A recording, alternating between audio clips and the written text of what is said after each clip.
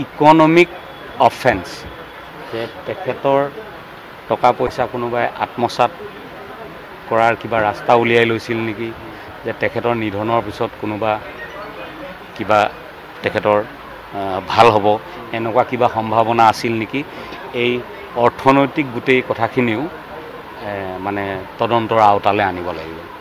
মোৰ হাততো দুই এটা কাকতলীয় প্ৰমাণ আছে, গতিকে সময়ত মই সম্পূৰ্ণৰূপে সহযোগ কৰিম যে এই কথাবোৰ দেখোন অলপ অলপ জড়িত আছিলে। তেনেকুৱা মোৰ ওচৰত মানে ব্লেক এণ্ড হোৱাইট প্ৰুফ আছে কিবা এটা। কালি মানে এনে অনুমান কৰিছিলোঁতো মানুহ বহুত হ'ব বুলি।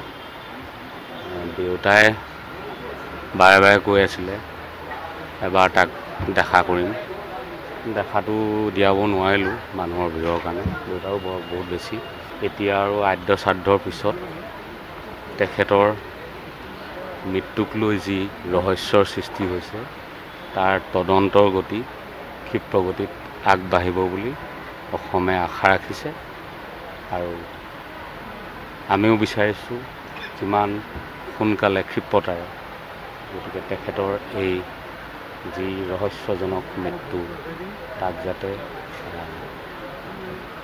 সমাধান ৰাইজে মৃত্যুৰ পিছত জাগে, জীয়াই থাকোঁতে নাজাগে। জীয়াই থকা কালত আমি জুবিন গাৰ্গক পদ্মশ্ৰী বঁটাটোও দিয়াব নোৱাৰিলোঁ। গতিকে এতিয়াও যিখিনি কাম কৰিবলগীয়া আছে, ক'ৰবাত দেখিছোঁ, কিমান সঁচা কিমান মিছা নাজানো, যে জুবিন গাৰ্গৰ ফিনাৰেলত যিমান মানুহ গেডাৰিং হৈছে সেয়া মাইকেল জেকছনৰ পিছতেই বুলি কৈছে। গতিকে সেই সূত্ৰে আমাৰ যিসকল বিজ্ঞ মানুহ আছে, মাদাম টুছু মিউজিয়াম আচলতে জুবিন গাৰ্গৰ এটা প্ৰতিমূৰ্তি হ'ব লাগে। মাদাম টুছু মিউজিয়ামত জুবিন গাৰ্গে স্থান পাব লাগে। সেই জনাসকলে মই আশা কৰিছোঁ এই কথাটো চিন্তা কৰিব। মই নিজাকে এটা পদক্ষেপ লৈছোঁ আৰু এটা গৰিমাবোৰ অনুমতি সাপেক্ষে লৈছোঁ যে জুবিন গাৰ্গৰ যি ৰাইজে মৰম হিচাপে যিমানবোৰ গামোচা বা প্ৰতিটো জাতি জনগোষ্ঠীৰ গামোচা দিছিলে, তাক এখন বৃহৎ চিলা নিৰ্মাণ কৰি আমি ভাবিছোঁ যে আমাৰ যিটো লাচিত ঘাট বা কছাৰী ঘাটত যিমান দিনলৈকে গামোচাবোৰ ঠিক হৈ থাকে আৰু এখিনি গামোচাটো তেখেতৰ প্ৰস্তাৱিত মিউজিয়ামৰ কাৰণে থৈ দিয়া হ'ব, আৰু এখিনি গামোচাৰে আমি এখন বৃহৎ চিলা নিৰ্মাণ কৰি, তেখেতৰ চিলাৰ নিচিনাকৈ উৰিবলৈ মন আছিল, গতিকে চিলা নিৰ্মাণ কৰি আমি সেই কছাৰী ঘাটতে যিমান দিনলৈকে থাকে উৰি থকাৰ ব্যৱস্থা এটা কৰিব বিচাৰিছোঁ। এই দুটা প্ৰাৰম্ভিক কথা আদ্য শ্ৰাদ্ধ হৈ যাওক, তাৰপিছতে তদন্তৰ গতি ক্ষিপ্ৰতৰ হ'ব বুলি আমি আশা কৰোঁ। এইবোৰ চব চৰকাৰী পদক্ষেপ। চৰকাৰখন ৰাইজৰ ইচ্ছা অনিচ্ছাৰ, ৰাইজৰ ইচ্ছাৰ বিৰুদ্ধে কেতিয়াও যাব নোৱাৰে, আৰু গ'লে আমি চৰকাৰক জবাবদিহি নকৰিম জানো। গতিকে এতিয়া মানুহবোৰ সকলো দেখিছেই নহয়, আজি 5 দিন, আজি 6 দিন কোনো মন্ত্ৰী MLA, কোনো আৰক্ষী বিষয়া কোনো সুস্থিৰে থাকিবলৈ পোৱা নাই, শুবলৈ পোৱা নাই, খাবলৈ পোৱা নাই। গতিকে মই ভাবোঁ যে আদ্য শ্ৰাদ্ধৰ পাছত এই কামবোৰ ক্ষিপ্ৰতাৰে আগবাঢ়িব, গতিকে আগবাঢ়ক তাৰে কামনা কৰিছোঁ। আৰু দোষী কোনো কাৰণতে সাৰি যাবলৈ দিয়া নহ'ব।